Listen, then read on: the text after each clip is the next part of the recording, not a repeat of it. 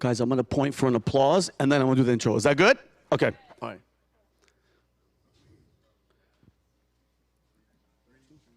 Let's go. Come on, guys. Yeah. Welcome, ladies and gentlemen. Today we have a very special event. All right. Welcome, ladies and gentlemen. Today we have a very special event. Many Americans are calling the 2024 the election the most important of our generation. The future of our great nation hangs in the balance. Today, Valuetainment is hosting our second town hall with a candidate who comes from one of America's most iconic political dynasties. His commitment to justice and government transparency has ignited the spirit of positive change in millions of voters. But first, please help me welcome to the stage a best-selling author who coached us through our next 5 moves and is now teaching us to choose our enemies wisely. Put your hands together right now for the founder and CEO of Valuetainment and my friend, Patrick Bet David!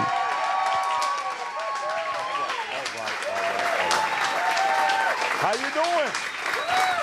Okay. Grab seats. So the format is going to be an interest. I've been looking forward to this for a while. There's a couple things I want you to know before we get started. One, I will go through my questions. Some of you have given your questions to Kelly. I will come through whenever it comes time for you to come up. You will simply walk up over here. If Vinny hasn't already told you, you'll ask your question to the candidate, Bobby, and we will take it from there. But I want to properly introduce Bobby from my point of view, not the one that a lot of other people maybe know him of. Of course, we all know the last name, Kennedy. It's one of the greatest last names in American history, political history. When you say what is the most popular, famous last name in America, Kennedy's going to be on that list. If you talk about somebody that a lot of people claim they want to make the environment better, only a few people dedicated decades of their lives being an environmental lawyer. That's what he's done. I can go on and on and on talking about, imagine you being raised in an environment where your father was assassinated, your uncle who was a president was assassinated, your father is supposed to be a president, he gets assassinated. You got all this stuff going on, and you choose to leave the Democratic Party to run as an independent, knowing Thanksgiving's going to be awkward with your family, where everyone's going to say, what are you doing? We're Democrats, we're Kennedys, you're not supposed to be doing this. There's a lot of things I can say about that, but I just not agree on everything politically. You're not supposed to. But I knew he was a true believer 3.5 years ago, maybe 4 years ago. I'm in Dallas. He's going to remember this. He may remember this. I'm in Dallas, and Jennifer comes up to me telling me, babe, Senna's got to get all her vaccine shots. I said, and?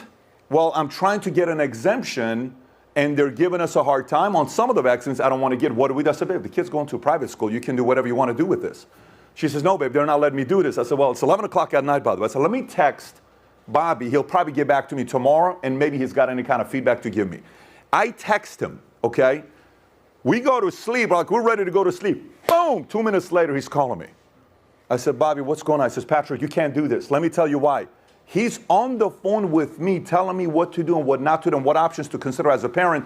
Then he's three-waying other people. And for 45 minutes, we're on the phone. You're trying to figure out what to do with it.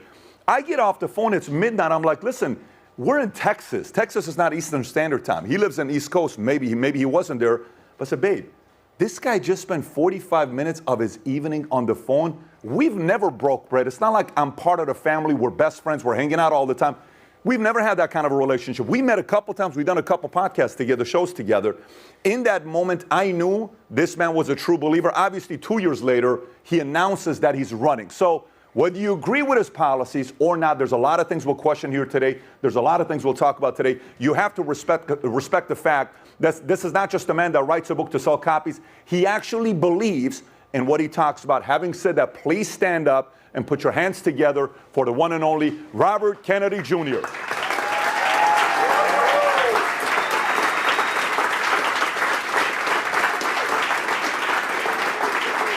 Thank you. Please. Okay, you brought the tea. Fantastic. Kelly, are you going to be the one that's going to be leading them to go over there? Is that what the setup's going to be? Fantastic. Okay, thank you. So let's get right into it. How you doing, by the way? How you feeling? Very well. You're good? Yeah. Okay, so I got the topics to go through. Before even getting into it today, it seems like the political climate is changing all the time. There's a lot of different things going on. We have a GOP debate going on tonight that's taking place, I believe, in Alabama. Last week, DeSantis and Newsom had a debate together, and they're having different discussions. The first opening question I'll ask you is, with that debate, here's a man, possibly the best governor in the way they handle COVID, Governor DeSantis of Florida. He caused me to come down here because I felt very free being here, who's a presidential candidate, okay, going up with somebody who is not a candidate. He's in a lot of stories, people saying he is, he's not. You know, Biden's going to step down. It's going to be Newsom doing it. You know, Kamala's in the way, but Newsom's the one that's going to be president, and so I'm not going to be doing it. The debate takes place on every fact. DeSantis had the edge on the results in the state of Florida versus California. Results came back at 52%, Newsom winning. Your thoughts on watching that debate with DeSantis and Newsom? Did you watch it saying a candidate running against a non-candidate? Did you have an opinion about it? Was that the right move? Was that not the right move? What were your thoughts when you saw that last week? Well, I have to be clear. I did not see the debate. Okay. So my wife, I was traveling at the time.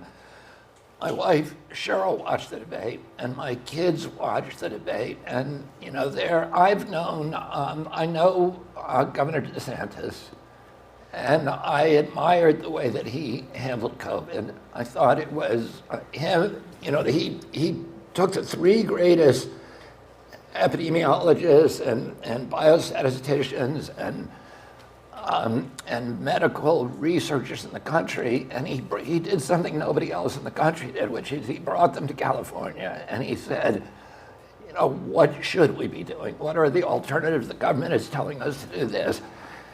And he allowed a scientific debate to occur, and that's what we should have been doing everywhere. You want pandemic management to be transparent. You want it to be open to debate. You want people who disagree with it to be able to talk about it, and that was not happening.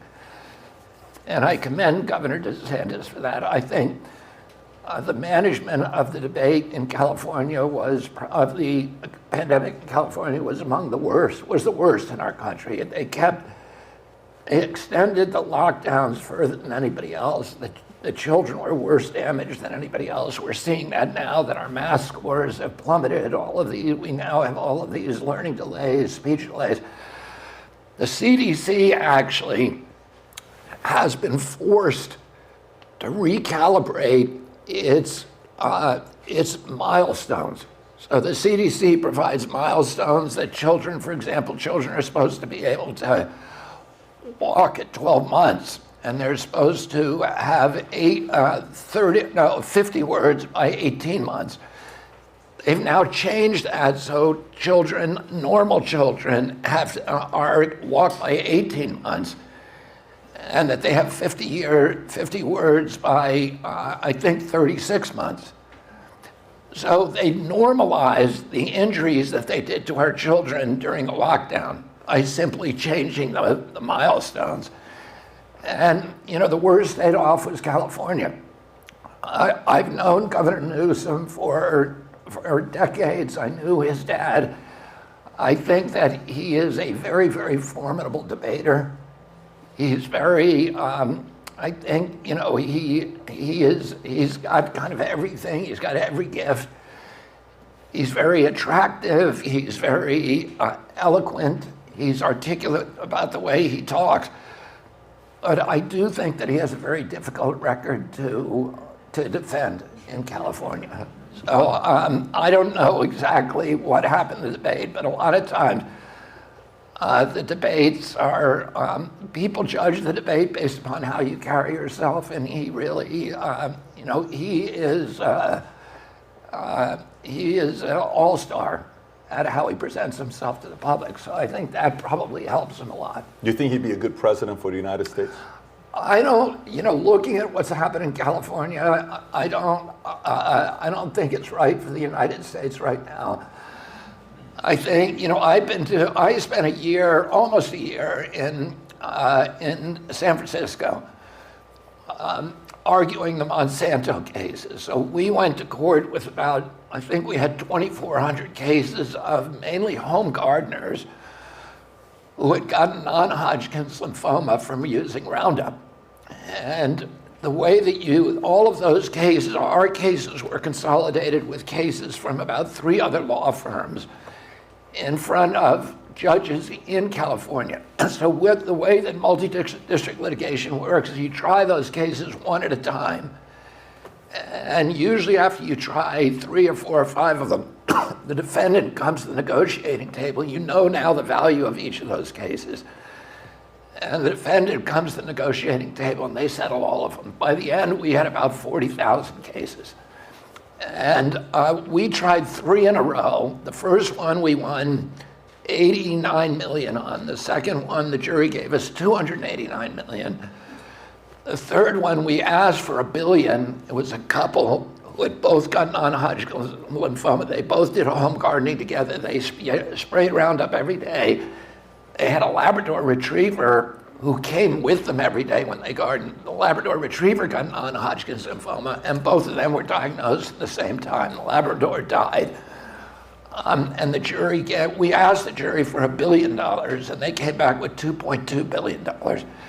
And at that point, Monsanto came to the negotiating table, and we settled all the cases. But I had to stay in San Francisco for the better part of a year, arguing those cases. Every morning, I went to Union Square to exercise before court.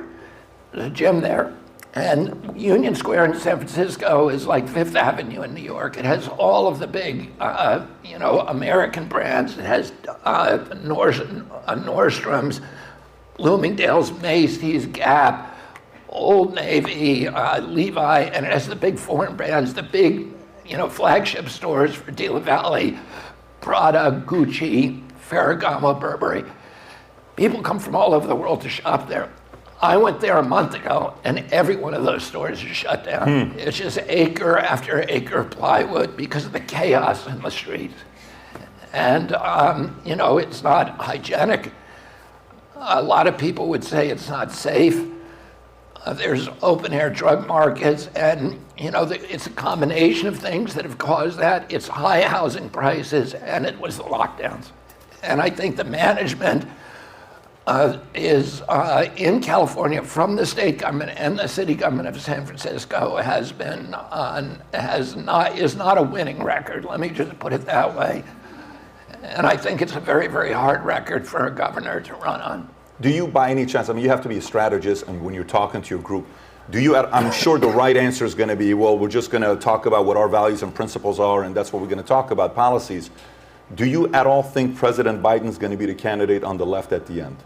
I don't know. Okay. I watched the debate with President Trump last night on Hannity, and he was asked that question, and he said he did not believe that President Biden, was going to make it to the end. And I think by that he meant that he would drop out at some point, or maybe if he were going to drop out, the time to drop out would be during the convention, because then he would control the delegates because they're all Biden delegates, and he would then be able to pick his successor. But I don't know.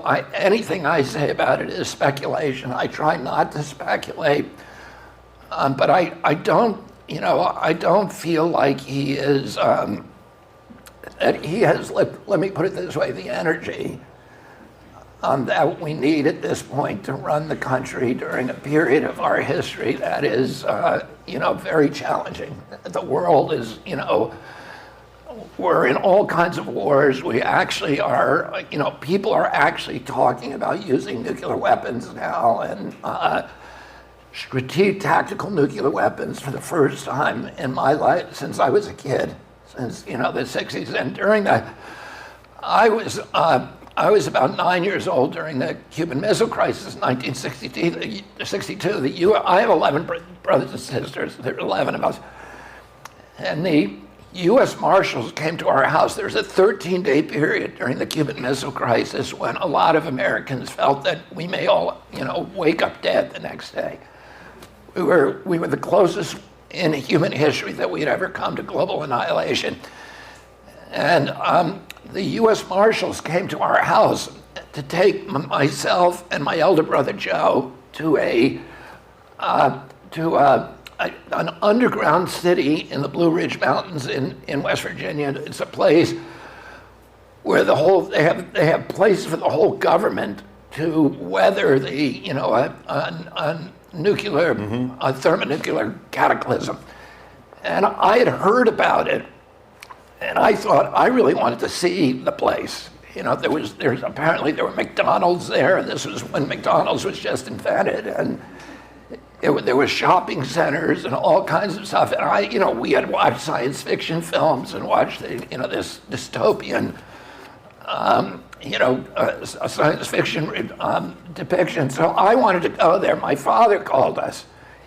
He spent 13 days on a cot at the White House during that period. And he called us because he knew the U.S. Marshals were there. And he said, you can't go with them.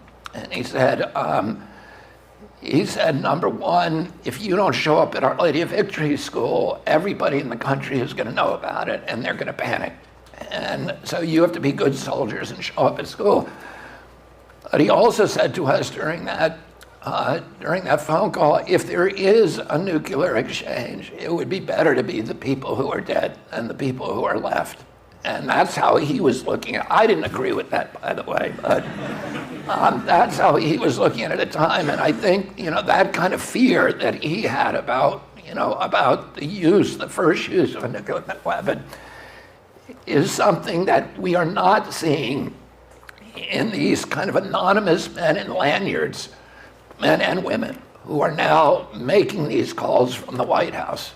And that worries me a lot, that these are people we don't even know who they are. As I think the people who are calling the shots on foreign policy are not making good judgments right now. That was supposed to happen under Trump. A lot of people said when Trump was running, everybody thought there was going to be a nuclear war, and it was actually a time of peace. And the person that was supposed to bring all of us together, that's when the chaos have been. So a lot of people think about that. But let's talk about you as a candidate, as an independent candidate. A lot of times when we think about third-party independent candidate, we typically go to Ross Perot. And we'll go to Ross Perot. He went to 19%, and he would get up with his charts and show what he showed. And in George Bush Sr.'s documentary, which is a great documentary to watch, there's only one thing he wouldn't comment on. As a matter of fact, he got upset and they had to stop the interview with the camera when they asked him about Ross Perot, because it was due to Ross Perot that Sr. became a one-term president. That's what a lot of people will say. And Ross Perot allowed Clinton to become a president. The same story can be said about Teddy Roosevelt, which you talk about a lot. Teddy's one of the better presidents we've had in our history. But at one point, he was also reason to help Woodrow Wilson become a president at the time when he was running. And both of those candidates helped a liberal become a president. So that is typically, we'll go back, look at a case study and we'll say, but that's kind of looks like the trajectory where you're at today. When you hear people say, according to data, this is just what the numbers will tell us. If it's just Trump against Biden, Biden has a 1-point lead, okay? If it's just them going up against each other, this is the Quinnipiac numbers that came up. But if it's you, Trump, and Biden, he has a 3 or a 4% lead, which means you're helping Biden out. What do you say to the people who like many of your policies, who like the fact that you're pushing the establishment, but at the same time, aren't you just kind of helping President Biden become a president again and get reelected? Well, I mean, my purpose is to win the election, so I want to spoil the election for President Biden and President Trump. My numbers right now are better than any independent candidate in 100 years at this point in the election. So, you have to go back to Teddy Roosevelt, and we don't really have even good polls for where he was at this point, but, Teddy Roosevelt had been president, had made a commitment to not run for president at the outset, and then his vice president, who he was very close to, and they were politically aligned, President Taft, ran to replace him. And in the middle of it, in the middle of the election, he got frustrated and announced his own run as the Bull Moose Party. And he did take the election away from Taft and gave it to Woodrow Wilson. I wouldn't call Woodrow Wilson a liberal. I think Woodrow Wilson was very regressive on most of his policies. The one thing that he promised to do is to keep the country out of war, which is a promise that he violated, that he got in there and got us into World War I. So my polls right now, I'm beating both candidates in all Americans under 45 years old. In Americans under 35 years old, I'm beating them both by 10 points.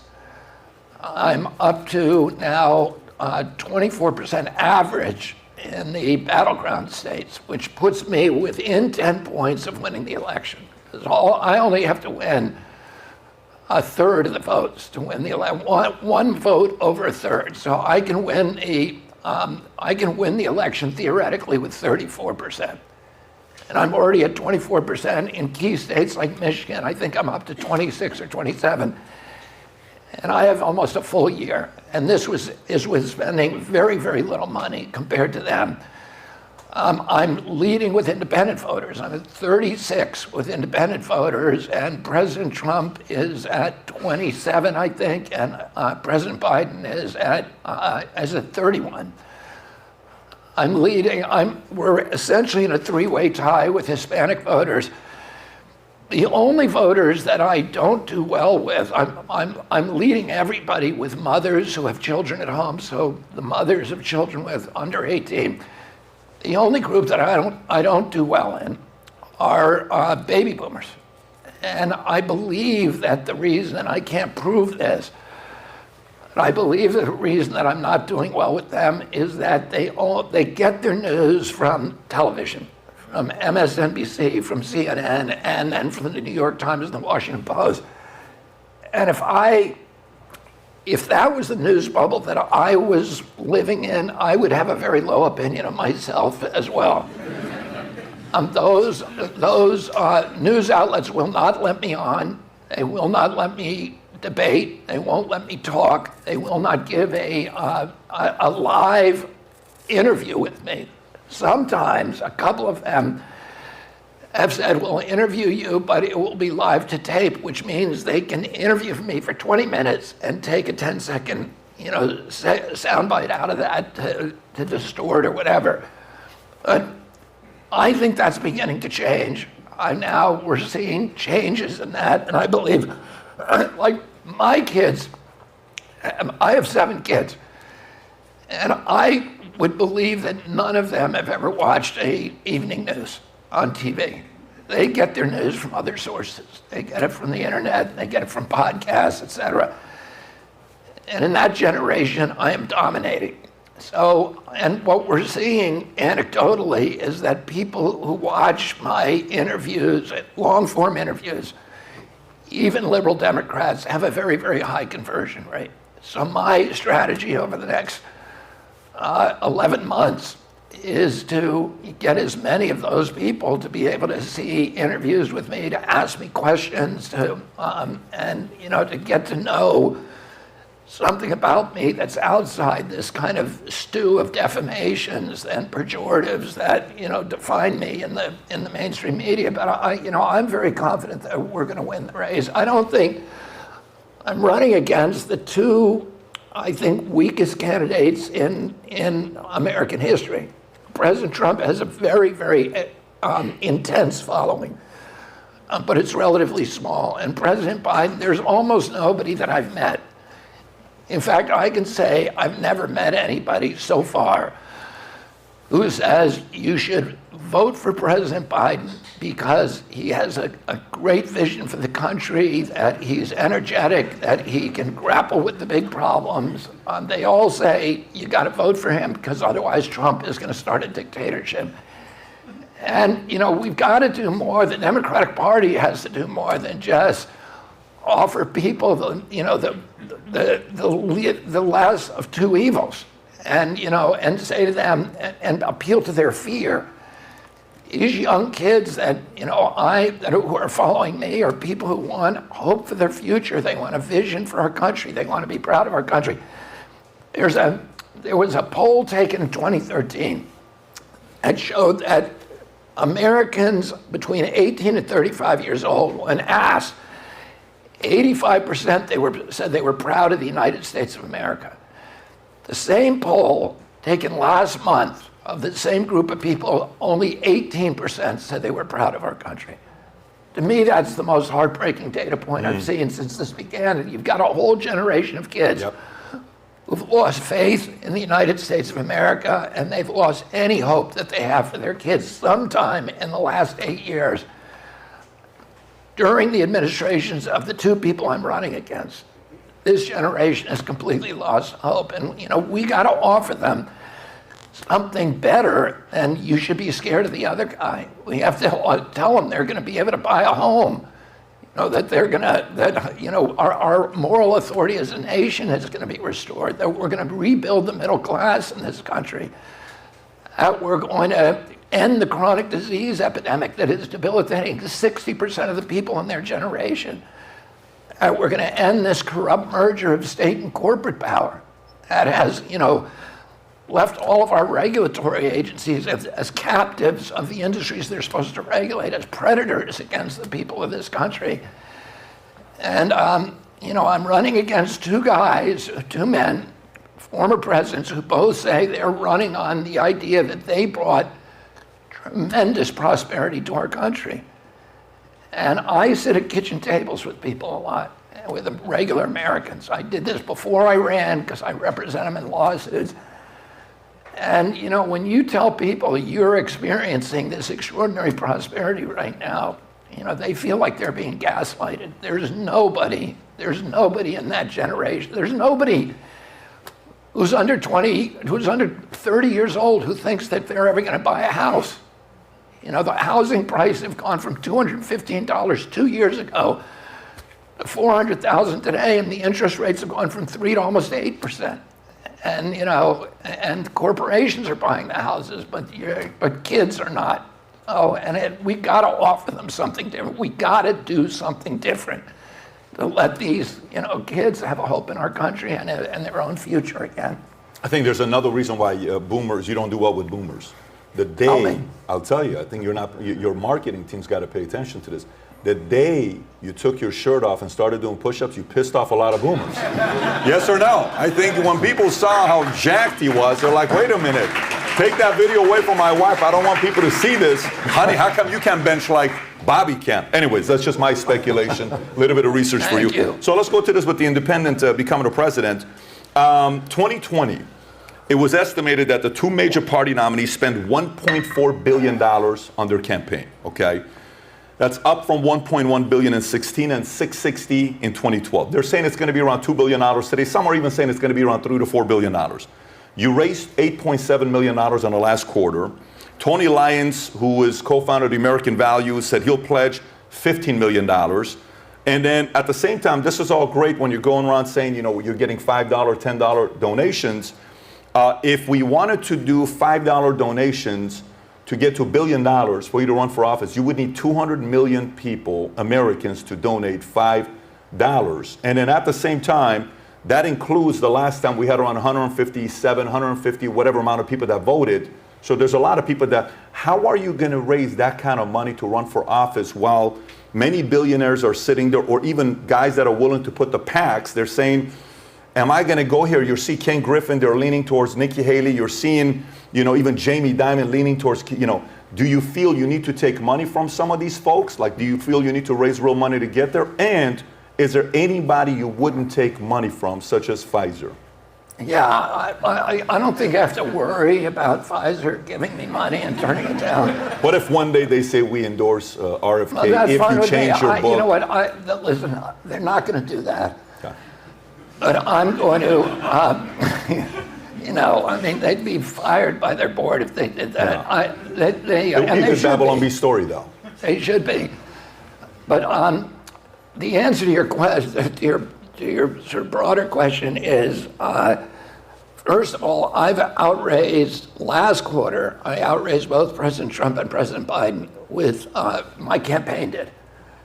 And I don't know exactly what the numbers are, but we raised over $8 million, and I think they raised $6 and $5. That's the campaign. The campaign has a maximum donation level of $6,600 under federal law. Oh, and it's what we did there is the hardest thing to do, which is to raise small dollar donations. And we started out with a list of only 150,000 people. We get about $38 per name per quarter. Bernie had about 13 million people. So he didn't have to raise any corporate money because he was getting 20 or 30 bucks a person per quarter, and just do that math, if you can in your head, and he didn't need corporate money. He didn't need billionaire money, so you can do it. What we need is to build our list size, and that's one of the things that we're doing. Then the super PACs, the big money that you were talking about is coming not through the campaigns, it's coming from the super PACs. We are not allowed to coordinate with. It's against the law for us to coordinate it. But the super PACs try to look at what you're doing and do what you would want them to do. It's a messed up system. I'm not defending it. I'm just saying how it works. And the super PAC, that super PAC you mentioned, which is the American Values Super PAC, has raised something close, I don't know exactly, up to $30 million. So we're getting real money come in. And by the way, with that 8 million that we had, we are now beating President Biden and President Trump in young people. We're beating them with independents. These are the key demographics, and we're beating them with a lot of others. And that's with me only running for the past 6.5 months. So I have 11 months in front of me. And I feel like, with a tiny fraction of the money they make, that I can win the election. But we're gonna get money. Money is coming in now, and and we will, we'll have enough money to put on a real national campaign and to get on the ballot. It costs us $15 million to get on the ballot in every state. President Trump and President Biden don't have to do that, because the Democratic Party and the Republican Party are already on the ballot. So we have to do something they can't do, and what they're going to do is try to stop me from getting on the ballot by putting legal impediments and doing everything they can to make sure that the American people don't get a choice. And what I would say to you is that whether you're a Republican or Democrat, whether you like me or somebody else, that Americans should have that choice. And one of the things that you can do is to go to our website, Kennedy24.com, and you can sign a ballot petition from your state on that website. So even if you don't intend to vote for me in the end, I think, and if you do believe in American democracy and believe that it's beneficial for a democracy to have as many choices as possible, please go and sign that petition. Next question. Big Pharma is something that is probably one of your biggest enemies, if not your biggest enemy. When you said they're not going to endorse me, of course they're not going to endorse you because you've kind of gone in their way. You've called them out. I remember I got a strike for one of the interviews we did with you, by the way, years ago when we had you on. You remember that when we? I apologize. No, it's totally fine. It was worth it. It was a great conversation that we had. You're welcome. You're welcome. Yeah, but where I'm going with this is the following. Here's my concern. I think 3 things are keeping cable TV in business. 1 are your friends, the boomers, okay? 2 is Big Pharma, and 3 is sports. A lot of sports teams are going away, and they're saying, hey, you can watch us on our own OTT. You don't need to go to NBC or whatever to watch it. You can come to us. Baby boomers, just a matter of time. And the 3rd one keeping cable in business is Big Pharma. Around $5.7 billion Big Pharma gave to cable TV in 2022. Now, 2 countries in the world are the only countries where Big Pharma can advertise in. It's us, and it's New Zealand, right? I'm having this conversation with Vivek back there in the cigar lounge about a month ago on his podcast, and I said, why are we allowing Big Pharma to advertise? And they're almost forcing all these mainstream media, talking heads that are reading a teleprompter to do whatever they tell them to do, because if you don't, you're not going to get the money and all this stuff. They're pretty much puppets for them, and that's a reality when you're seeing it. That's their job. That's who pays them their millions of dollars per year. And I said, why are we allowing Big Pharma to advertise? Well, this is because capitalism. So if somebody can come and says, what if a car, you can kill people with cars? Are we going to ban cars? I said, but why do we ban cigarettes? You can buy cigarettes, but you don't see ads on TV. You don't see Marlboro. You don't see Winston. Why don't we ban Big Pharma from advertising? 195 countries in the world, only 2 of them allowed. We're one of them. Are you someone that's, has the courage or thinks it's a good idea, if in the day you become a president, where you will prevent Big Pharma from advertising on cable TV? The answer to that is yes. I'll do that on day one. But I'll explain how it works. Okay. Let me ask you something. What did Vivek say? Vivek said, let me go research it. And I'm gonna think, but he said it's a very good idea. I said, the reason why I think you ought to think about it is because his background as well. And that conversation led to, I got to go do more due diligence. While we're doing the interview, we're checking what companies cannot advertise. And the one we found is tobacco. My dad actually got cigarette ads off of TV and got liquor ads off of TV. If you remember, 10 years ago even, you never saw a liquor ad on TV. That's recent that you're seeing that. On the network news, the liquor companies, my father actually had legislation to ban them. And they came to him and said, look, don't ban us. We will just stop doing it. We won't advertise on TV. So gradually you got it so there were beer ads on TV. But hard liquor companies did not advertise on TV probably till 10 or 15 years ago. I don't know exactly when but I remember when you started seeing vodka ads and then, more and more stuff. And it was on cable TV. It was not on networks. It was not on ABC, NBC, CBS, because the public actually owns the network, owns those airwaves. The companies that, the broadcasters have a license to use them, but they have to use them in ways that promote the public interest. And it was regarded at that time that direct-to-consumer advertisement was bad. Everybody agreed with that. The American Medical Association, everybody agreed. We should not be doing direct-to-consumer advertising pharmaceutical. That changed in 1997. So that's when you started seeing this wave of pharmaceutical ads on TV. And of course, the pharmaceutical companies want to advertise on the network news for 2 reasons. One is because that's where their customers are. The only people, as I said, who watch network news are old people, and those are people who are buying the pharmaceutical drugs, right? And then the other reason is because it allows them to control content. Oh, and other companies do this too. Like you'll see, Northrop Grumman and Raytheon and Lockheed. I saw an ad the other day, I think it was on Good Morning America, it was one of the big, where they were advertising killer drones. And I was like, who watching this show is buying killer drones? Of course nobody is, but it allows them to control the content and to get their, all the former generals who act as experts on the mainstream media and are constantly telling the war narrative and getting us, so that's one of the reasons they do it in pharma. In 2014, I had a conversation with Roger Ailes. Do you guys know who Roger Ailes is? Raise your hand if you know who he is. So most of you do. Roger Ailes was the founder of Fox News. And I spent, when I was 18 years old or 19 years old, I spent 3 months in a tent with him in East Africa. And that's a long story. But I remained friends with him. This is before Fox News existed. I remained friends with him, and he later started Fox News. And for me, ideologically, he was like Darth Vader. But our friendship, we had a very, very close friendship, even though we were politically diametrically opposed to each other. And he would put me on, I was always fighting for the environment. I was the leading environmental lawyer and advocate in the country. I was the only environmentalist who went on Fox News.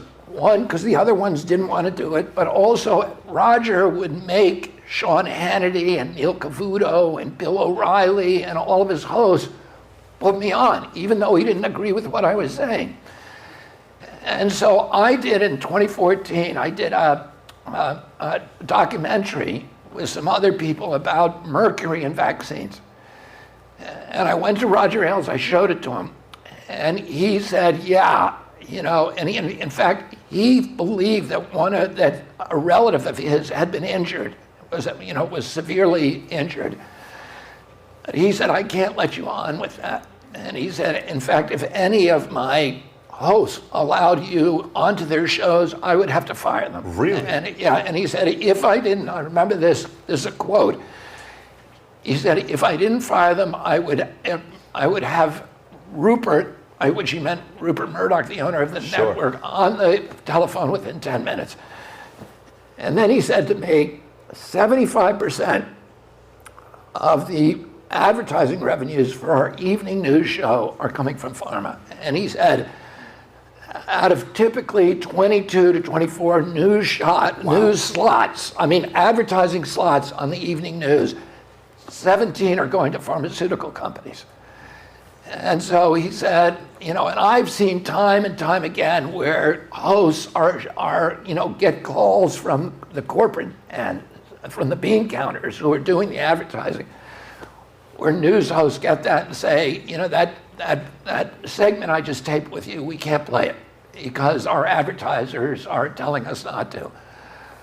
And I can recite stories like that with names and dates all day. I've written about it, but that it is the reality that the pharmaceutical industry, that the people like Anderson Cooper, like Jake Tapper, are really are pharmaceutical reps. Their job is to drum up fear of infectious disease and stories about chronic disease, and then to sell pharmaceutical advertising on TV. And if their salaries ultimately, not directly, but ultimately are coming from the pharmaceutical industry largely. It would be very funny if somebody at CNN who's an editor, I'm not trying to give anybody any ideas, but maybe if they're a fan of RFK, while Anderson Cooper is doing it on the bottom, instead of saying host, he says, pharmaceutical rep for Pfizer. It'd be very entertaining. Not trying to put any ideas in any 24-year-old editors' minds at CNN. I just thought it'd be funny. Anyway, so next topic, okay? It's not good career advice. No, it's definitely not good. But we're hiring over here, so maybe it'd be a good opportunity to come somewhere else. Okay, you've been accused of claiming that man-made chemicals in the environment are making children gay or transgender and causing feminization of boys and masculinization of girls. This has been shown even with Bill Maher, that he showed generation by generation by generation, we're getting gayer and gayer and gayer. Eventually, in the next 20 years, you and I may end up being gay the way we're going right now. In a June 2022 episode of your podcast, you stated, if you expose frogs to atrazine, male frogs, it changes their sex, and they can actually bear young. They can lay eggs. This is you saying this. Fertile eggs. And so the capacity for these chemicals that we are just raining down on our children right now to induce them, these very profound sexual changes in them, is something we need to be thinking about as a society. And even according to a report, particles can harm human body. Estimations of the total mass of ingested MP particles correspond to 50 plastic bags per year. This is all of us in here. 1 credit card per week, or median value of, other numbers we can look at here. But this is kind of, the other day, I have a bathroom in my office. Only 2 of us use this. It's me and Vinny. Somebody goes to the bathroom, they forget to flush it. You see something. The other day I go to the bathroom, I'm looking at, there's 6 credit cards in the bathroom. Vinny was, because he's got so much plastic in his body that, for us with the wrong chemicals that we have. Now, Vinny's still straight. We're good with him. But how do you, when you say something like this, there's only one other guy that said this about frogs, and he had to pay a few $100 million fine. They're trying to get the money from him. I'm not going to go there, but how do you plan to combat the poisoning of Americans if elected president? Well, first of all, let me clarify something. I never said that chemicals in our food or water are making people gay. I've never said that. I never said that they're making people trans. or giving them sexual dimorphism. Here's what I did say. First of all, I've spent 40 years working on endocrine disruptors, and it's non-controversial. An endocrine disruptor is a family of chemicals that has the impact on sexual development of humans and of animals. And there are many, including PBAs in plastic and PCBs, which are a flame retardant, and many, many other chemicals that are known to have the impact of endocrine disruption. They disrupt in mammals and other animals normal sexual development. So that is non-controversial. Nobody disagrees with that. The study that I referred to, and any of you can look this up on your cell phones right now on Google, is a study in which a scientist, and I can't remember his last name. I know his first name is Tyler. But you can look it up and you can use his first name, but you don't even need to do that. You just put atrazine and sexual dimorphism or sexual changes in frogs, and that's going to come up on your Google. You're going to see a peer-reviewed published study. What he did is he took 27 frogs, males, he put them in an aquarium, and he exposed them to levels of atrazine that are below EPA exposure levels. So they're below the levels that we are receiving. 63% of the water supply is now contaminated with atrazine. And EPA allows that up to a certain level before it tells you, the local water district, to stop people from drinking it. And that level that they allow is what Tyler exposed the frogs to. So there are 27 frogs. He exposed them to the chemicals, and they're all male. Of that, 90% of them became sterile. They could not produce young. 10%, so I think 3 of the frogs, turned female and were capable of producing fertile eggs. So their sex was literally changed by exposure to this chemical. Now, what I said is that there are anecdotal observational evidence that we are seeing higher numbers of individuals with sexual dimorphism than in previous generations. That is controversial, because there are people out there who will say, no, it's always been steady. But there's a lot of people, and there's some studies that show, no, it's actually increasing dramatically. So I'm not going to take a side one way or the other. But if it is increasing, shouldn't we look, first of all, shouldn't we do studies to see if it's increasing? That's what the federal government should be doing, but they won't do them.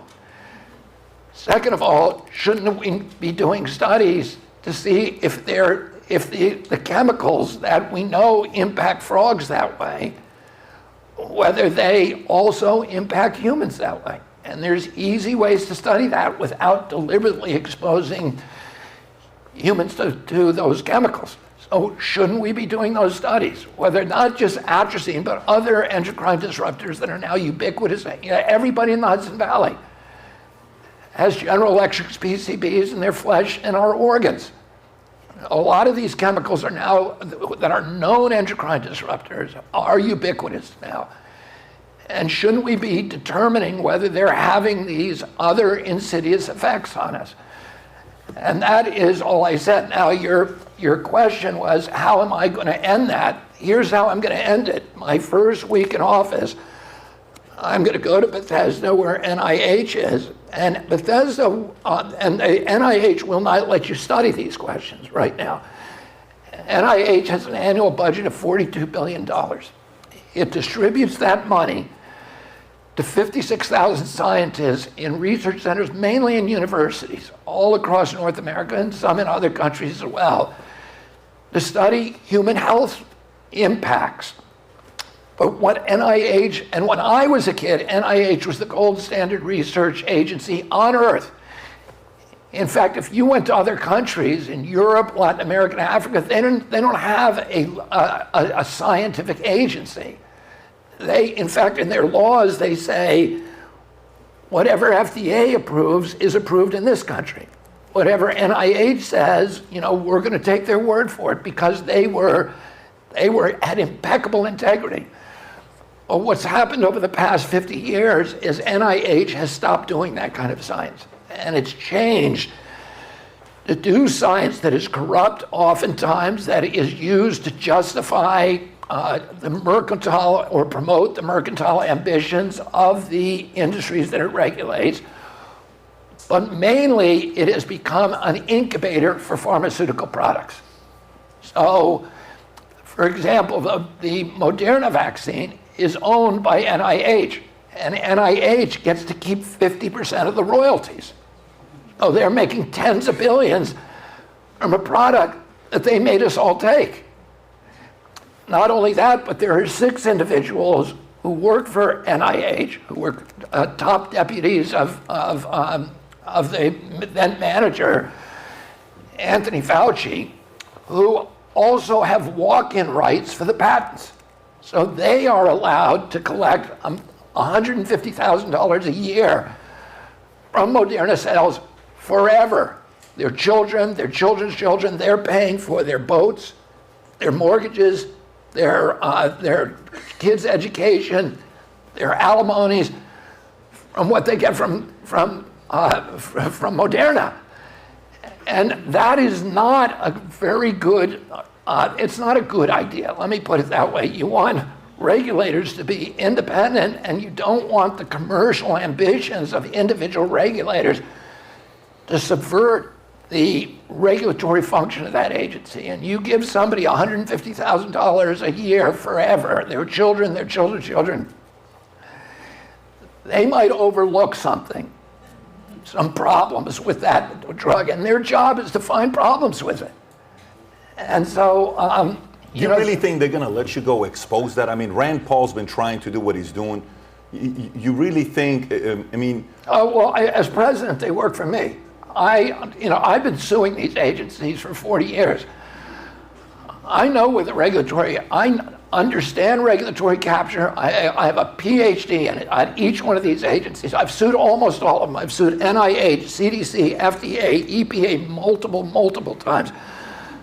I sued DOT because I'm involved in litigation now with them, Department of Transportation, because I'm representing 1,000 families right now whose lives were upended by the Norfolk Southern spill in East Palestine, Ohio. So I not only am meeting with them at their kitchen tables and hearing what it's done to their lives, but I'm seeing, and we're discovering in Discovery, why that was a result of corporate capture. And I'll just tell you one of the many things. The FDA proposed a regulation that there should be heat sensors on every wheel of these huge train cars now. I mean, these huge trains that have hundreds of cars on them. That every wheel should have a heat sensor on it to notify the engineer, and that there should be multiple engineers and personnel on each train. The agency, because it doesn't want to spend that money, said, no, we only need one personnel on a train with 100 cars on it. And we don't want to install the heat sensors because that's going to cost us a couple $1,000s per train. Well, we now know that on that spill, the wheel of that train was sparking, and then it caught fire. And for 20 miles, it was on fire, getting bigger and bigger until the whole boxcar burned, and the boxcar was full of PVC pipe, which went off like an explosion and derailed the train. How do we know? Because through Discovery, we got the doorbell ringers from people who were neighbors of that train track, and you can watch it from their doorbell cameras with this fire getting bigger and bigger for 20 miles, and the engineer has no idea because they didn't put the heat sensors on. So that spill took place directly because of agency capture. And that's what you see when we sued. I'll tell you very briefly, when we sued Monsanto, We found email correspondence between the head of the pesticide division at EPA for a decade, a guy called Jess Rowland, and the top executives of the Monsanto company, which owned Roundup, which we were suing. And they were secret emails where we believed, and the American public believed, was paying Jess Rowland his salary, and we believed he was working for us. From these emails, it's clear that for a decade he was secretly working for Monsanto, and they were telling him, kill this study, fix this study, don't let this happen. Yeah, at one point they say, oh no, there's another agency, ATSDR, that's going to study the link between cancer and Roundup. You cannot let that study happen. Jess Rowland sends him an email back saying, I can't stop it, it's not my agency. And they sent him back saying, you have to stop it. And he then says, okay, I'm going to do it, but you need to give me a gold medal. That's why the first two judges would not let us show that memo to the jury. The third judge did, and that's why they gave us $2.2 billion, because they were Americans and they're upset that their regulators are owned by the industry they're supposed to regulate. By the way, how much do these things matter to you? Like, you would want the president to investigate these things? Yes? Okay. Let's continue. Blake Rothmel, if you can work your way up to the mic, I'll come to you right afterwards. Meanwhile, I'm going to continue with this next question here. According to China, Xinhua News, at least 900 young adults are taking part in military training, with some as young as 7 years old. In China, we're training boys at 7 years old. In America, we're transitioning boys at 7 years old. According to a new poll conducted by Pew Research Center in June, only 9% of young Americans ages 17 to 24 say they are very or somewhat likely to serve in the military in the next 4 years. This is the lowest percentage we've had expressed in the military service since 1979, when Pew Research started this. So here's what it makes me think about.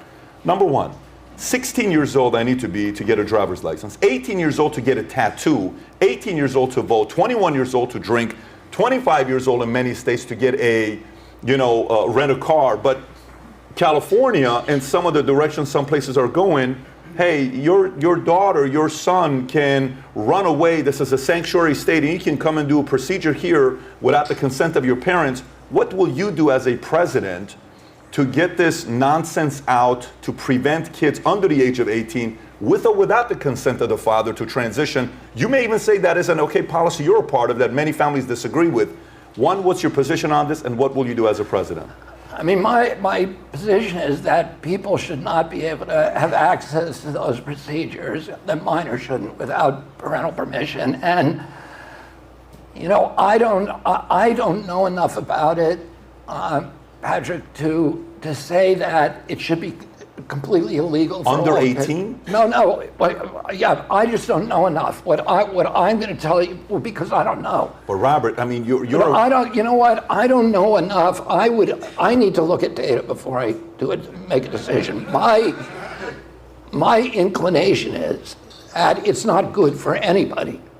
There may be some rare cases where it saves somebody's life. I don't know that.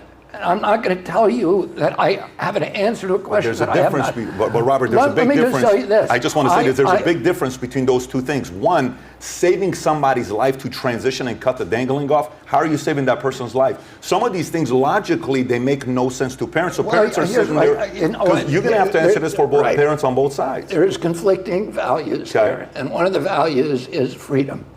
To do what you want with your own body and have the government tell you you can or you can't do that. Who is protecting kids under the age of 18, though? That's the other, right? And that's why I say nobody can do it without their parents' permission. That's solid.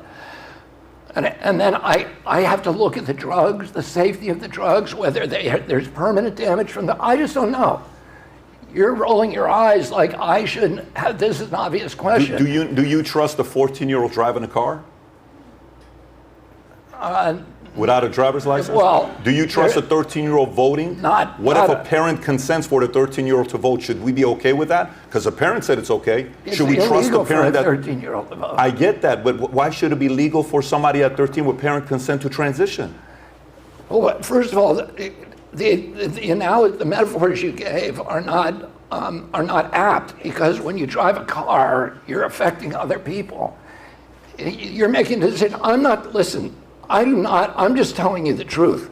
I don't have a position on this because I don't know enough about it. I believe my values are the same as yours, and you probably know a lot more about this and could explain it to me.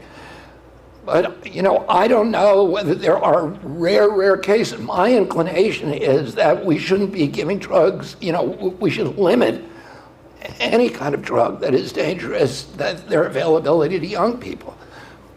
There may be some rare circumstances that you wouldn't want to criminalize it.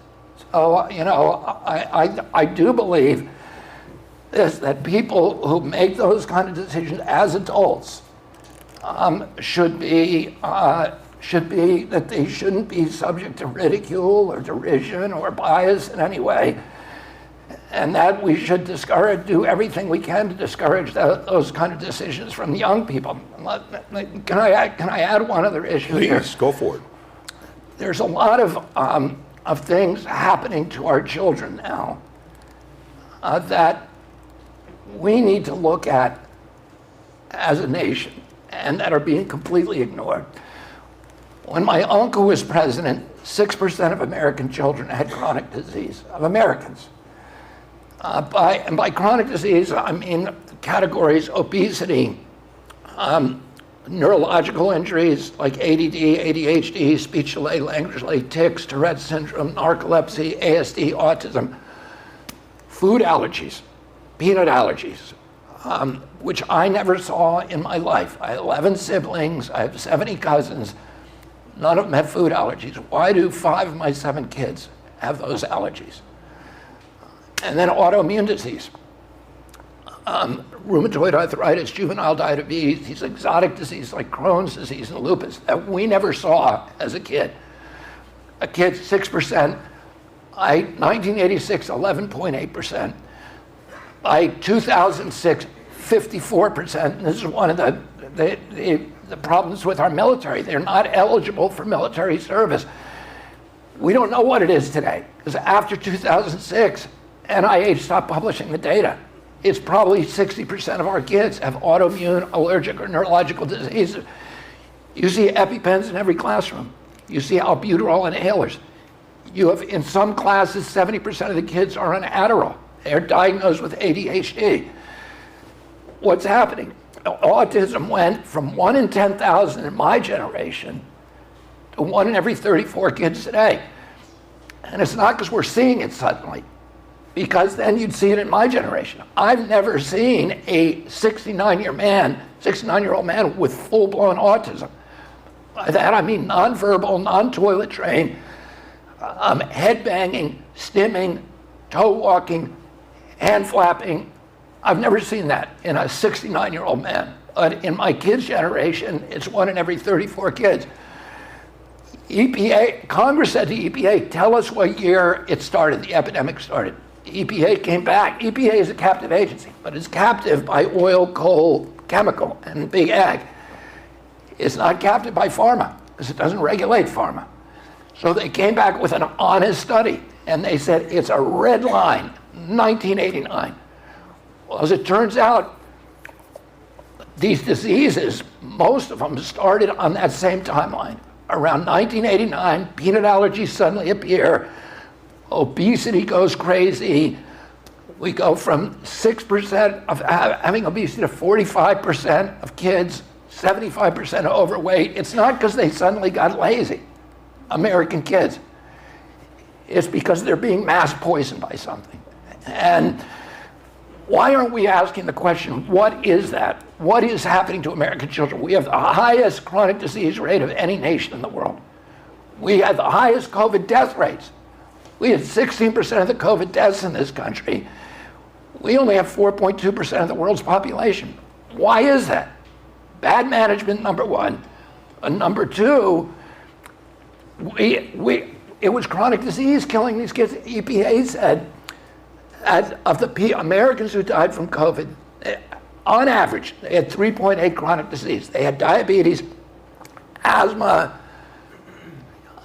obesity, and one other, or some other group. We have the highest chronic disease rate in the world, and it's bankrupting us. When my uncle was president, 6%, Now it's probably 6%, but if you look at Medicare bills, we're paying a total of $4.3 trillion a year on health care, and 93% of that is going to chronic disease. It's an unnecessary cost. And nobody's asking the question, why is it happening? Oh, there's a doctor in New York, a toxicologist, a very famous toxicologist called Phil Landrigan. And he's a guy I've used as an expert in many cases. He's actually done studies and said, what could it be? You have to find a toxin that became ubiquitous in 1989, in the early 90s, and affected every demographic in our country, from Cubans in Key Biscayne, the Inuit in Alaska, and affects boys in neurological injuries 4-to-1 ratio to girls. Oh, he looked at some of these questions and he said there's only about 13 things it could possibly be. One of those is glyphosate from Roundup. One of them is neonicotinoid pesticides, atrazine, which is in 63% of our water. High fructose corn syrup, which follows some of that timeline. Wi-Fi radiation from cell phones, which I've won a case on in the Court of Appeals, and then there PFOAs, which is a forever chemical. It's a flame retardant that was put in all of our kids' pajamas on that timeline and all of our furniture, and there's a few more. The easiest thing in the world is to actually go do the study, identify what it is that is making Americans so sick. And that's 93% of our healthcare costs. Let's eliminate those toxins. That's what I'm going to do when I get in there. I'm going to go in and I'm going to tell all these scientists from EPA, we're not developing drugs anymore. We're going to give infectious disease a break for a couple of years, and we're going to find out, why are we the sickest people on the face of the earth? Why is that happening to America? And we should all be talking about this issue. I would love to see you. Are you willing to dedicate some of your time the next couple months to see?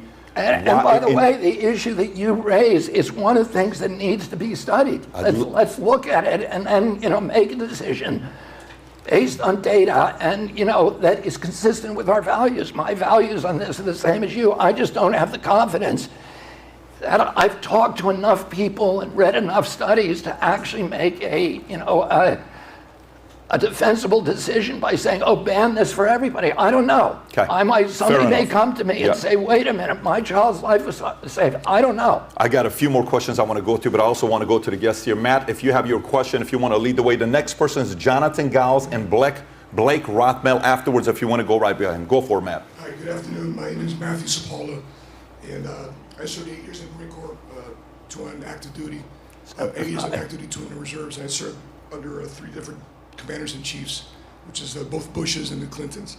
And my political opinion was asking fellow crew chiefs, how do we vote? How do we vote? How do we form our political opinion while serving in the military? So your family is regarded as the most famous political dynasty. So who did you seek counsel from, and how did you process leaving the Democratic Party? And what should American voters be specifically aware of in this election cycle from both sides, Democratic and Republican? So you're asking why that I went. First of all, thank you for your service. And you're asking why I went independent. I consulted with a lot of people. My campaign manager at the time was Dennis Kucinich, who himself had run for president. Very liberal Democrat, anti-war, and he was one of the first people that said the Democratic Party is not going to let you win. You're going to have to leave. And I said to him, I'm not going to do that. And one by one, all of the people around me, because it became obvious that the Democratic Party was not going to let me win no matter what, and they changed the rules. Somebody actually tabulated 60 different rules they adopted to make sure that I could not win even if I got the most votes. So, for example, I'll just give you one example. They made a rule that if any candidate, which was directed at me because I'd already violated this rule, if any candidate stepped into the state of New Hampshire, put one foot in, that all the votes that that candidate won in New Hampshire would not count. That was a rule. They proposed the same rule for Georgia, but not about Georgia. They said if anybody steps foot in New Hampshire, they can't win any votes in Georgia either. And Iowa, and actually they proposed it for Florida as well. But they did a lot of other things like that. They created this class of superdelegates called pleos that even if I won, they could take the election away from me. And then, President Biden, of course, wouldn't debate me. And it just became, I had by that time gotten a lot of money from people in $5 donations, millions of dollars, and a lot of big donors. And I, felt like I had an obligation to do the best that I could to win, which is why they gave me the money, and not just have a kabuki theater of I'm going to run and make a couple of points and then bow out. And ultimately, my wife, who's a hardcore Democrat, also said, yeah, they're not going to let you do it. You got to leave. So I did it. My family's. It was a difficult decision for me. My family's been involved in the Democratic Party for over 100 years. My family came over in the potato famine, and they all, when they got here, the Irish in Britain had not been, for 600 years, had not been allowed to participate in politics. And when they got here, they took to politics like starving men take to food.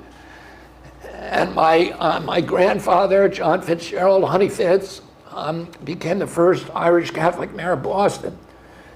My other grandparent, great-grandparent, Patrick Kennedy, Great name.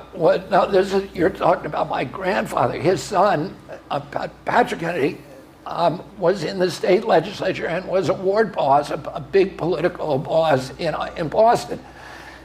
And their kids, Rose Kennedy and Joseph Kennedy, married each other and produced 9 kids. Their eldest boy, Joe, was killed in World War I on a very, very dangerous volunteer mission. After he'd completed all of his flights, he was asked to, he volunteered to fly the first flying bomb, which was a remote-controlled plane that they were going to direct into the submarine pens, the Nazi submarine pens. And the plane was controlled by another plane with a remote control, first time in history that it happened, but they needed a pilot to take it off. And it was loaded with bombs. And he took it off and got it to altitude, and he was the great hope for my family. In fact, 40 years after his death, my grandfather, if you mentioned his name, would burst into tears. He loved that child so much. And when they got to altitude and turned on the remote control, the whole plane vaporized, and his body was never found. So he died. His younger brother, John Kennedy Jack, was the first Irish Catholic mayor of our country. And president of our country. My dad was the attorney general, was killed running for president. My uncle Teddy was in the Senate for 50 years, longer than anybody else except for one other senator. My brother was, I don't know, 7 or 8 terms in Congress. My sister was lieutenant governor of Maryland. A lot of my cousins are in political or were in political office. Well, my name is kind of almost synonymous with the modern Democratic Party. So it was, for me to walk away from that was a very, very difficult decision. And, for me to run for president, that's not something I ever intended to do. But all of these decisions are novel decisions for me that I'm making because I think it's, that I feel like I'm in a unique position to fix this corrupt merger of state and corporate power that has locked in on our country and converted us into an imperium abroad, a militarized state abroad, a surveillance state at home, and put corporations in charge of our democracy rather than people. And I feel like I'm because of my history, because of my family connections, my name recognition, and my experience unraveling corporate power, that I'm in a unique position to be able to fix a lot of these things. Thank you for that.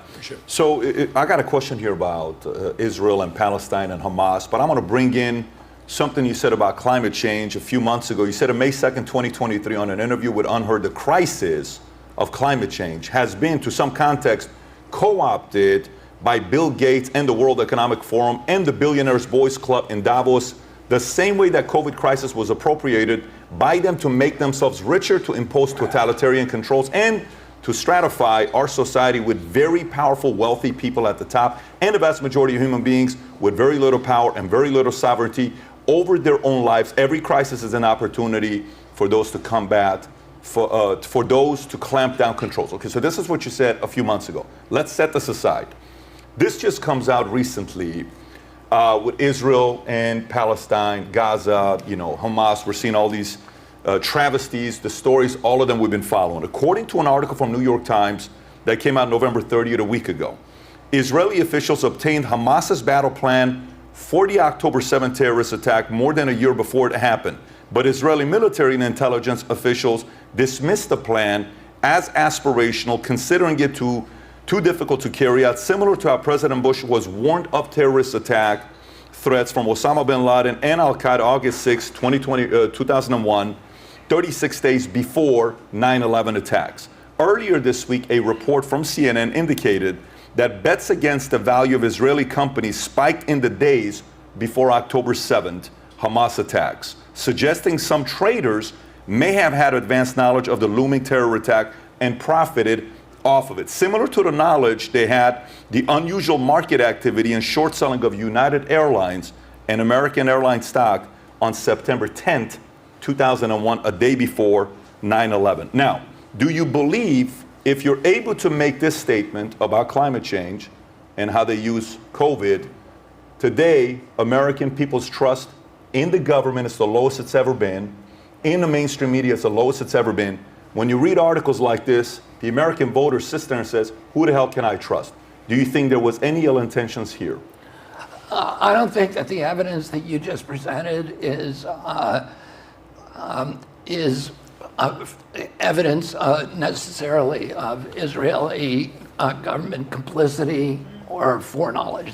First of all, Hamas itself is an extraordinarily wealthy organization that has, all of its top officials, literally all of them are billionaires. The top three people, Ismail Haniyeh and his two top cohorts. Ismail Haniyeh has $5 billion that he's stolen from, international aid. Yasser Arafat was a billionaire. His wife is a billionaire. Mahmoud Abbas, who's the current director of the West Bank, is a billionaire. His two sons have $750 million. Hamas has a war chest in real estate and stock investments of $500 million. Their biggest sponsor is Iran, who planned the attack. And Iran also, there's people in Iran who, if they had foreknowledge, could have bet on it.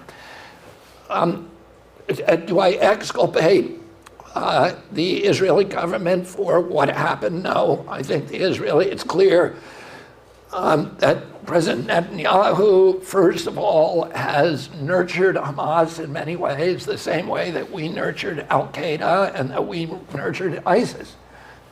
And he allowed the Qataris to give at least $1.5 billion over the past 3 years to Hamas, presumably because he thought he was buying peace. And then, he also, his very aggressive policies in the West Bank have moved a lot of the military resources to the West Bank and take them off the Gaza fence line. But there's do I blame him? I blame him for, and Likud maybe for negligence. But Hamas has to take the full blame for what happened in Israel. Hamas has been, the Israelis have treated Hamas and Gaza in a way no other nation in the world would treat an enemy that declared war on them 16 years ago, that has dropped 30,000 missiles on Israel. What did Israel do? Instead of going into Gaza, which every other country could have done, just flattened it. If the Mexican government elected a communist if Mexican people elected a communist government, they hijacked the government, and they said, okay, we're reclaiming Texas, and then sent missiles onto San Antonio and Houston, how long would it take for Mexico to be flat? Not long. We would go, and then what if they sent 3,000 terrorists to slit people's throat, burn babies, rape women, and all that? We would go in there. The Israelis have done something different. They, instead of going into Gaza, they built a fence around it. Now Gaza, Hamas says, oh, you put us in open air prison? Yeah, because you were sending suicide bombers across the border. We had an open border. You were sending suicide bombers over to kill us, and we had to put the fence up. And in order to stop the 30,000 missiles, they built an Iron Dome, which we helped them pay for. But when a missile's sent over, they shoot it down. Every missile that Hamas makes costs them about $800. To shoot it down costs $40,000. The Israelis have taken that and said, we're going to shoulder that burden because we don't want to go in there. And they thought it was under control. They put up the fence. The fence has cameras on it, it's monitoring systems, it has automatic machine guns, and it has balloons that, look, and because Hamas was being aided by Iran, they got North Korean drones that were able to shoot down those balloons, that were able to disable the defenses, and then they used explosives and tractors to carve these holes in the fence. And Israel, up till that moment, felt like this was a tactical issue. Now, they get more, Hamas, Gaza, gets more money from the international aid community than any people on the face of the earth. Gaza has gotten more per capita than we gave to the Marshall Plan to rebuild all of Europe after World War II. They get the Israelis, the Israelis walked out of Gaza unilaterally, said, we're giving it to you. We don't want any more disputes. They took 9,000 Jewish families who live there in beautiful houses along the Gaza coast. They forced them to leave. It was very unpopular. They didn't want their Jewish graves to be defaced, so they dug up the Jewish graveyards and brought them out. They removed the IDF, and they said, we're going to give you a going-away present to Hamas, to Gaza. We're going to give you 3,000 greenhouses that are worth a lot of money, that make Gaza food self-sufficient. Not only that, a net food exporter. And for free, we are going to rebuild the port of Gaza, which is a beautiful port, but it's inadequate, and so that you can make it the Singapore of the West. Gaza should be an Eden, an economic Eden, with all the money that's being poured in here. But what have they done with the money, Hamas? They've hijacked their own people.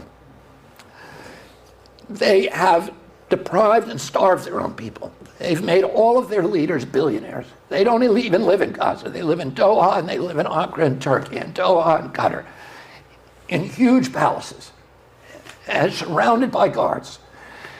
They built 300 miles of tunnels. This is what they did with the money they were supposed to be building for people, poor Palestinians, who are stuck in refugee camps. Build them houses. We put plenty of concrete money. They built 300 miles of tunnels, 1,300 tunnels, and they bought weapons.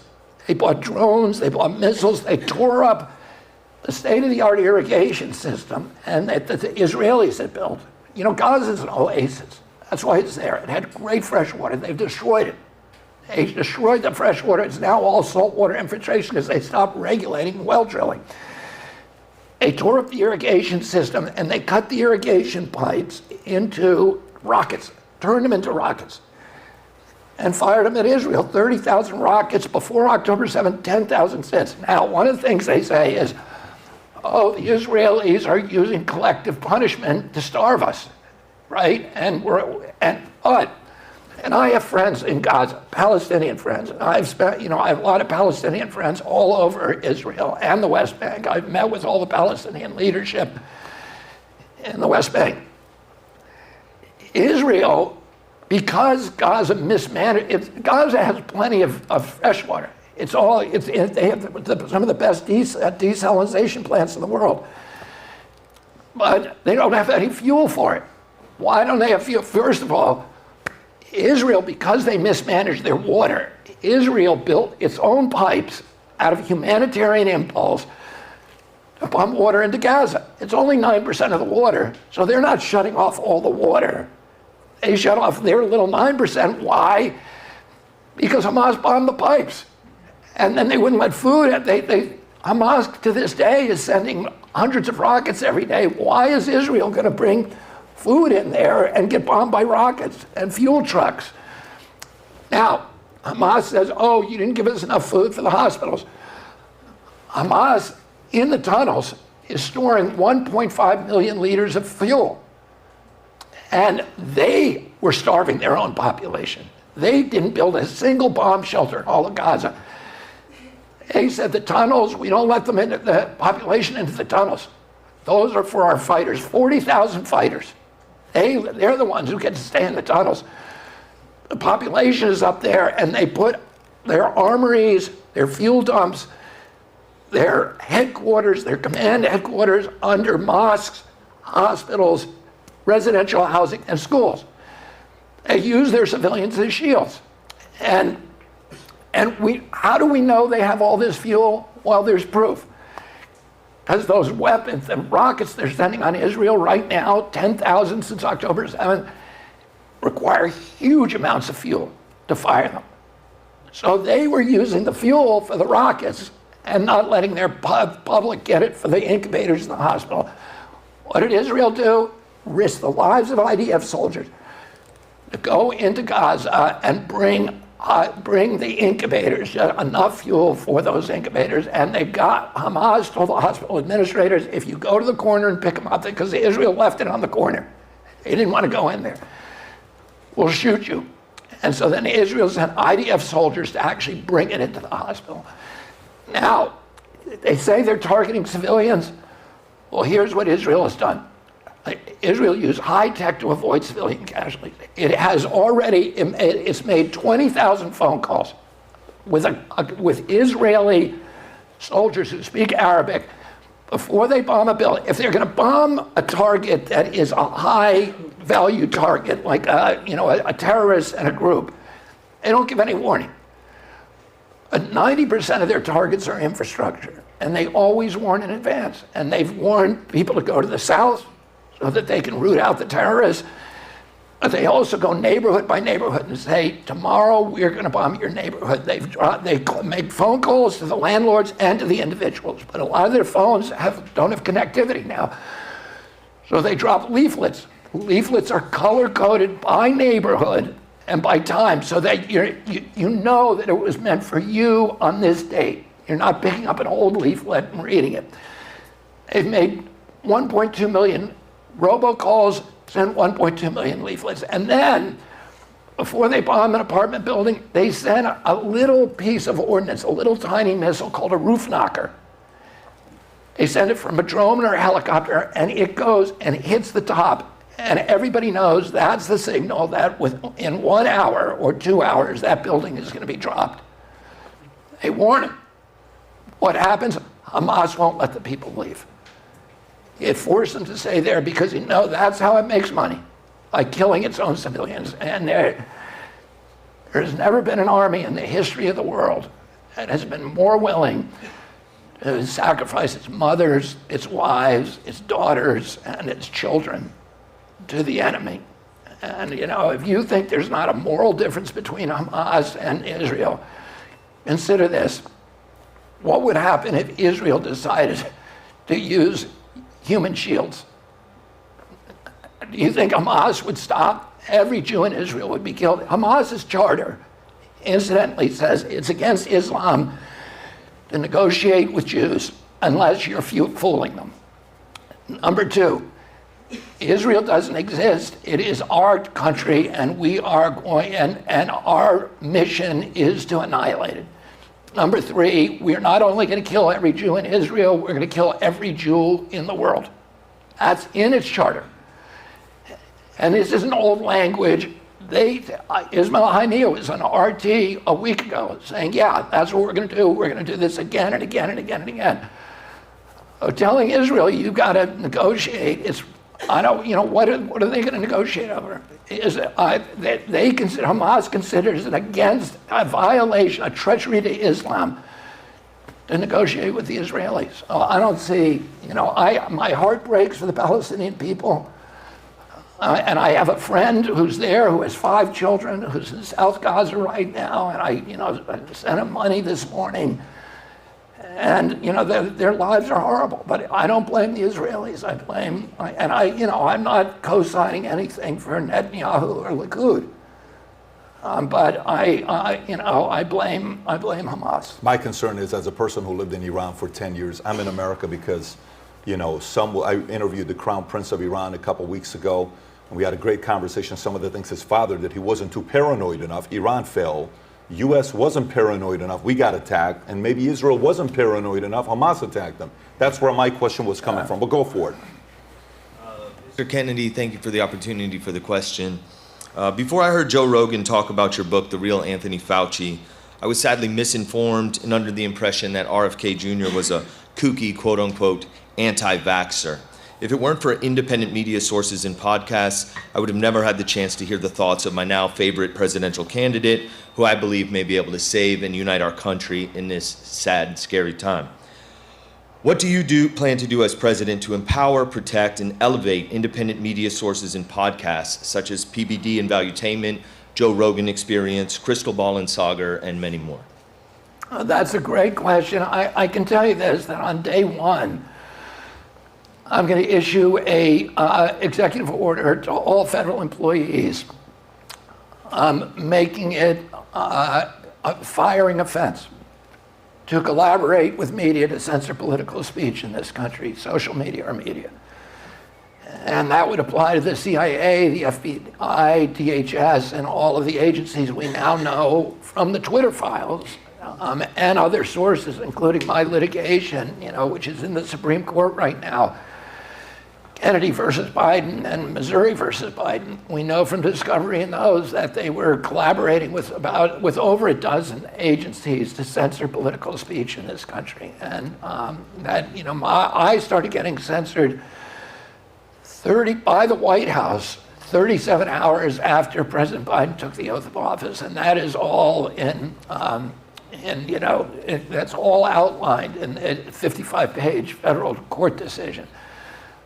And that's wrong. In our country, freedom of speech is the central foundation stone of our country, and there's no time in history when we look back and say the people who were censoring speech were the good guys. They're always the bad guys. It's always the first step toward totalitarian rule. Madison Adams said we put the guarantee of freedom of expression in the First Amendment because all the other rights are dependent on it. If you have a government that can silence its opponent, it has license for any atrocity. And we all grew up reading Orwell and Aldous Huxley and Robert Heinlein and Solzhenitsyn and all of these other writers who were telling us one after the other in our civics class and everything else that if you want to destroy democracy, the first place you start is censoring speech. Mm-hmm. I thought we all knew that. And it is weird to me that there's so many people in my Democratic Party who still think it's okay as long as the speech is Republican speech, or it's anti-war or anti-vax or whatever, that you're okay censoring that as long as you don't censor our speech. Great question, by the way. Thank you. One of the things that a lot of us are curious about and we're enamored by, the 60th anniversary of your uncle's assassination just recently passed us, and every time a president candidate is running, if I become a president, I'm gonna release 100% of the files and then afterwards they get in, they're like, well, not necessarily, a little bit, maybe later, all this stuff. For yourself, I know you work with in California, you actually met Sirhan Sirhan, if I'm not mistaken. You had a meeting with him, and you stated you believe in the overwhelming evidence that he is not your father's killer, even writing a letter to the parole board on his behalf. There is nobody else that's felt the pain more than the son of a father who was assassinated, who is going to spend his entire life wanting to find out who was behind it. So there's nobody who has more moral authority to go to a person who is claimed to have been the killer and says, I don't think this guy did it. Then eventually you even, Governor Newsom reversed the decision of the board parole hearings to grant parole to Sirhan Sirhan. Newsom declined the opportunity, as you called it, to demonstrate the humanity, compassion, idealism of our justice system to which my father devoted his life to. This is you saying this. So, one, you become a president. Are you 100% committing to releasing every data intel you have, even if that means undermining the CIA, which many of these fear that if you do that, the American people, as if they don't trust the CIA enough, it's going to go even lower than lower than lower, you know, of where we're at with that. So one, are you willing to commit to that? And two, when you hear stories about Sirhan still being in jail, why is Newsom not releasing him? Yeah, I mean, I'm going to release them, you know, immediately. Release all the documents. I find it odd that President Biden, first of all, it's illegal not to release them. Under the 2017 JFK Assassination Documents Act, everything had to be released. You know, so, and by 2017. And President Biden committed to do it, and then Why do you think we haven't, though? I don't know. You know, the guy to ask that is President Trump, because President Trump also committed to it, and I don't understand it. I'm not going to pretend to understand it, because President Trump did not like the CIA. So, you know, clearly they're keeping it quiet. Everybody who was involved in my uncle's assassination, practically everybody is dead. The only reason to keep it secret at this point is because there's some institutional liabilities. There's institutional, reputational liabilities that they don't want us to know about it. And that's the opposite of democracy. Democracy is about transparency. It's we own these agencies. They're supposed to be working for us. They need to tell us what happened. And it's, you know, it's the most consequential crime of our you know, probably of our history, and we ought to know what happened. In terms of you know, when I was a little kid, I was in the White House standing next to my uncle's casket in the East Room. And President Johnson comes in and he tells my mother, my father, and Jackie that a man named Jack Ruby had just killed Lee Harvey Oswald, who had shot my uncle, who they say shot my uncle. And at that point, I said to my mother and father, I said, why did he do that? Did he love our family? Because he did it in a police station in broad daylight in front of cameras. Why would anybody do that? And I said, did he love our family? And, you know, it turns out he did not. He was a mobster and, you know, was all involved with the people that my father was putting in jail, but deeply involved with the CIA. And this kind of gun-running subculture that was, you know, involved with Cuba. But at that point, my little 10-year-old mind was saying, this makes no sense. And, you know, I don't think it made sense to anybody. But I always assumed Sirhan killed my father. He confessed to the crime. He had, you know, he said he didn't remember anything. But he pled guilty. And he didn't have a trial. He had a kind of a sentencing hearing because he pled guilty. So I always assumed it. And then a man named Paul Schrade, who'd been a very close friend of my father's and political associate, he was one of the top deputies of the United Auto Workers. And he had introduced my father to Cesar Chavez and recruited Cesar Chavez to the labor movement. So he was very close. You know, Cesar Chavez became, you know, one of my father's most important political allies. Schrade was standing next to my father when the shooting started, and he took the first bullet to his head. And you know, he was okay in the long run, but he was shot in the head. Sirhan fired 2 shots at my father. The first one hit Paul Schrade. The second, and Paul Schrade, incidentally, I tell you, the punchline, called me and said, you know, I don't know, 10 years ago, and said, I want you to come to my house and read the autopsy report on your dad. You can imagine the last thing in the world that I ever wanted to do. But I couldn't say no to him because he had taken a bullet for my father. And he was a good friend, so I went and talked to him. And he showed me the autopsy report and then, a lot of other information. But essentially, after reading that, it was impossible for me to believe that Sirhan had killed my dad, and I'll tell you why. Sirhan fired 2 shots at my father. The first one, he hit my father, put Paul Schrade in the head. The second one hit a door jamb, a wooden door jamb behind my father, and was later removed from that door jamb by the LAPD. At that point, he was grabbed. It was a crowded room. There's 77 people in the room, in the kitchen. And he was standing in front of a steam table. My father was 5 feet in front of him. My father never turned his back. All kinds of eyewitnesses. He was grabbed by 6 men, including Rayford Johnson, who I've talked to about it, Rosie Greer, who was part of the fearsome foursome, the Oakland Raiders, and 4 other guys, men, and they piled on top of him. Rayford Johnson said to me, Sirhan is a little tiny guy, and almost feeble looking. I mean, today he's feeble looking. And I spent about 3 hours with him in jail, sitting in the prison with him. These men took his hand, the first thing they did, and pointed away from my father. But Rayford Johnson said, toward the other end of the room, Rayford Johnson said to me, Rayford Johnson was the decathlon champion in 1960, a huge guy, super strong, and he said, this little man had superhuman strength, and I could not get the gun away from him. And he emptied the revolver. It was a revolver. He emptied it. He had 8 shots in it, and he never reloaded. And he shot 6 times in the other direction. All 6 of those bullets hit people. 5 of them, one of them went through one guy's clothing, and another, it also wounded his leg. He hit people in the stomach, we know what happened to every one of those bullets, right? That's 8 bullets. We know what happened to every one of them. My father, the autopsy report shows, was shot 4 times from behind. And they were contact shot. One of them did not hurt him, but went through the shoulder pad of his jacket. The other ones all hit him.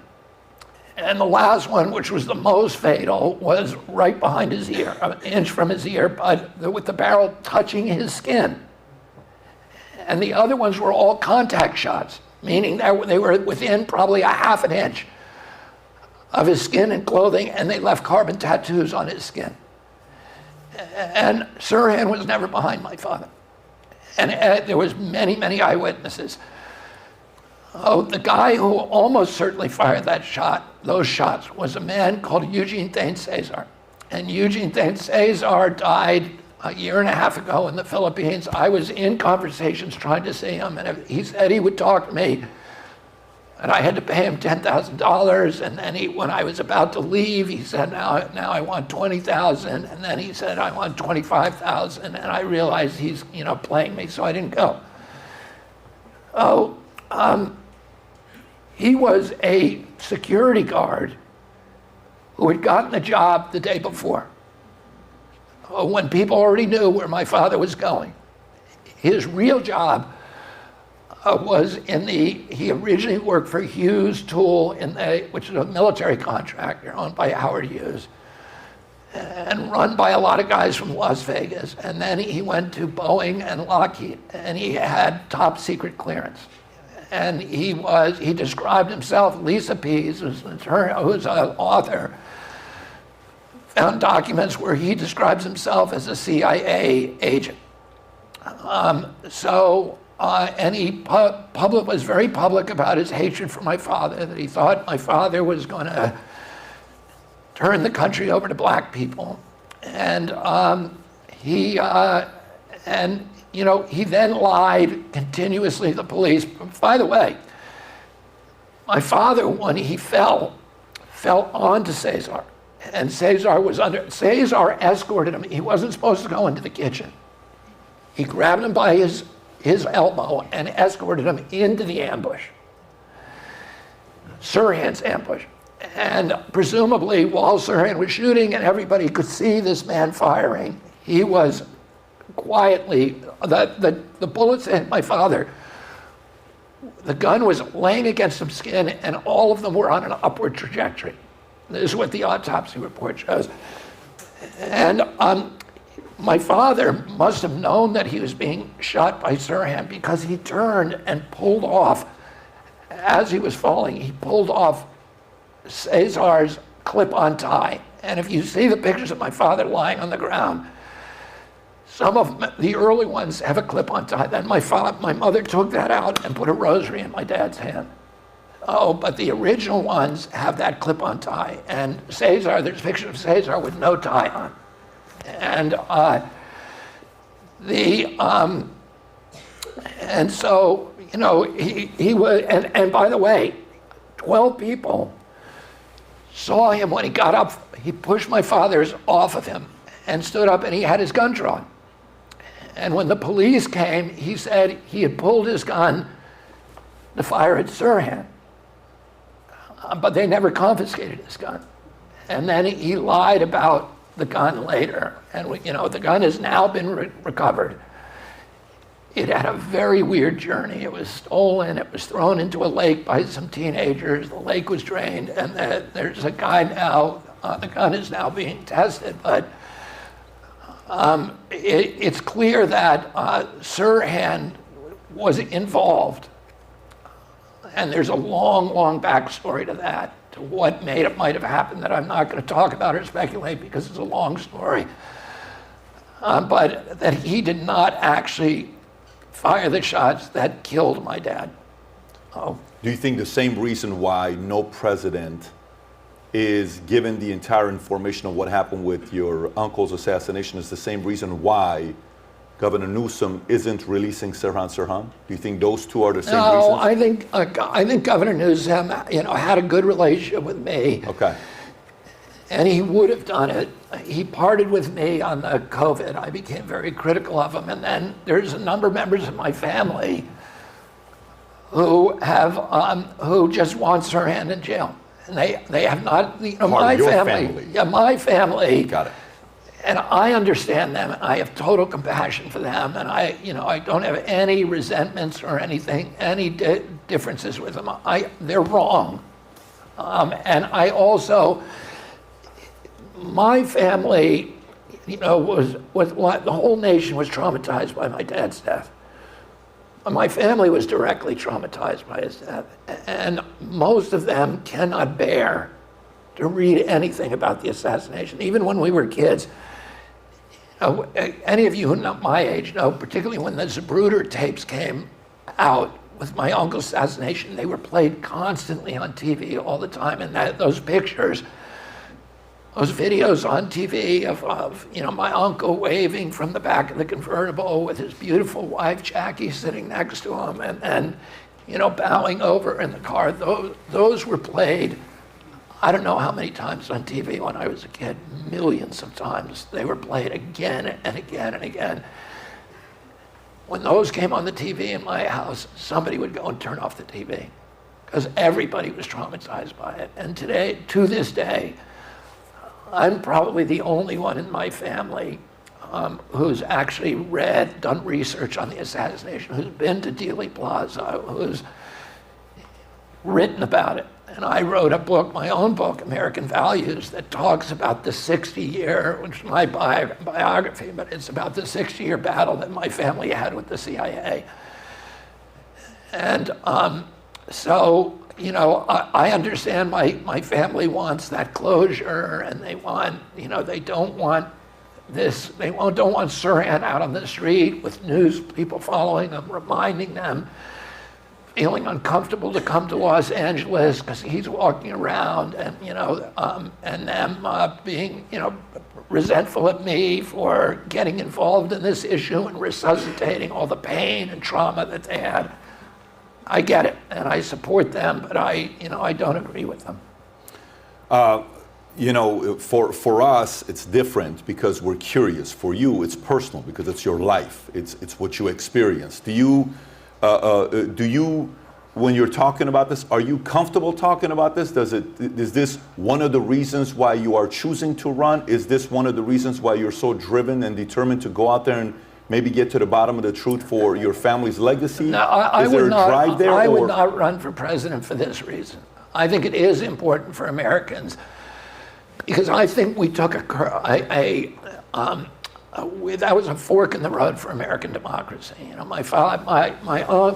when 3 days before my uncle took office, the outgoing president, President Eisenhower, gave what I think we should today regard as the most important speech in American history, where he warned Americans against the domination, of this emerging military-industrial complex that would turn us into an imperium abroad and a national security state at home and destroy our role as the world's exemplary democracy. And he had been the commander-in-chief in World War II, so his words were very important. And then my uncle, I was on my birthday in 1960, January 17, 61. My uncle takes office 3 days later, and then his 1,000 days in office are just a constant fistfight with the military-industrial complex to keep the country out of war. They kept trying to trick him into war. They did it at the Bay of Pigs 3 months in. They tell him, you got to send these guys over. And he said, I'm not using the military to invade a country. And, I don't like communism. I don't like Castro. But the Cubans have to make their own determination about what kind of government they're going to have. The U.S. can't go into all these other countries and change governments around. And he said, I don't want the U.S. military involved. And I don't think we should be involved in any part of it. And they said, don't worry. We'll use United Fruit Company boats to get the men there. And he said, I'm not giving air cover. I just want you to know that. They said, don't you worry, you won't need it. And he said, why? Castro has 200,000 soldiers in the best intelligence agencies. And why do you think 2,000 men are going to be able to win this battle? And they said, because we have the whole thing wired and rigged. And there's going to be a big uprising in Cuba, and it's all done. This is when Allen Dulles told him. Richard Bissell, Charles Cabela was the military general of the CIA. He suspected that, but he couldn't believe they just lying to him. And when those men were dying on the beach, and they were telling, now you got to send in air cover, you got to send in the Essex, the aircraft carrier. He said, I'm not. And he realized he'd been tricked, and they thought a young president would, cave in to avoid humiliation. It was the lowest point of my uncle's presidency that those men were dying because of his bad decision. And he took the blame publicly, but privately he said, I want to take the CIA and shatter it into 1,000 pieces and scatter it to the winds. And then over the next couple months, he fired Dulles, he fired Cabell, he fired Bissell, and he tried to clean up the agency. And then, they tried to get him to go into Laos. He refused. They called him a traitor for that. They tried to get him to go into Cuba in 61 and again in 62 during the missile crisis, and he wouldn't send it. He wouldn't, go invade. They tried to get him to go in Berlin in 62, and he wouldn't. They tried to get him to go in Vietnam. They said, you need 250,000 troops. His closest advisors, people he trusted, like Max Taylor, Averell Harriman, Dean Acheson, they said, if you don't send in 250,000 troops, the Vietnamese government's going to collapse. And he said, it's their government. It can't be our fight. We can help them the way the French helped us during the Revolution, but we cannot fight. This cannot be the American war. And he did send in 16,000 advisors. They were not, under the rules of engagement, allowed to participate in combat. They were mainly Green Berets. And they were fewer people than he sent to the University of Mississippi, to Ole Miss, to get one black man in, right, to college. It was few people. But then he found out in October of 63, he found out a Green Beret had died. And he asked Walt Rosdow for a casualty list. And Walt Rosdow came back and said, there's 75 Americans already died over there. My uncle said, that's too many. We're bringing them all home. And that afternoon, he signed National Security Order 263, ordering all military personnel out of Vietnam, with the first 1,000 coming home in November and the last one coming home the following December. And 30 days to the day after he signed that order, he was murdered. And a week after that, President Johnson remanded the order and then sent 250,000 troops in. Nixon came in after him, sent 560,000. 56,000 never came home of our guys. We killed 1 million of them. 56,000 of ours never came home, including my cousin, George Skakel, who died in the Tet Offensive. And then, you know, my father ran against the war in '68. He wins the California primary, meaning he's on his way to the White House, and he's shot that night. Martin Luther King had become a peace activist 2 months before he was shot. These traumas, my uncle's death, my father, King's death, the Vietnam War itself, 9/11, and COVID, each one of these traumas pushed us a little farther down that road that Eisenhower warned us against, where today, you know, we are the military-industrial complex. Our democracy, nobody in this country believes that their voices are audible in Washington. You know, everything is rigged, and everybody knows it. It's like the kabuki theater of a democracy. It's not real. It's a Hollywood stage set with, you know, people pretending to have elections that are already chosen in advance and everything else. And I'm not being paranoid, just look what's happening right now. So, you know, I think part of unraveling that and going back to our original idealism and the other view of an American future, and you know, is America's the exemplary nation and the moral authority around the globe. Means going back and, you know, looking at the original trauma and exposing what actually happened to my uncle. I think one thing that's very appealing and attractive to you as a candidate is millions on top of millions of Americans are sick and tired of there being a lack of accountability and not being told what's taking place. I have 50 more questions I can ask you, but we're at the end of the town hall here. I appreciate you for coming out. For the folks that are watching out there, you can go to Kennedy24.com to support. The QR code is on the bottom right of the screen while you're looking at this. Everybody in here, appreciate you guys for coming up. And last but not least, Bobby, from you coming out here, telling the stories, I could have gone 2 more hours with you. Sincerely, I learned. I'm like, your nephew there is like, well, you know, I was going to school. I'm like, what are you studying? Political science. I'm like, that makes sense. I took a year break to do this. I'm like, dude, you're going to get a PhD on political science being around you. Once again, appreciate you for coming out. Thank you so much. Thank you. Yes.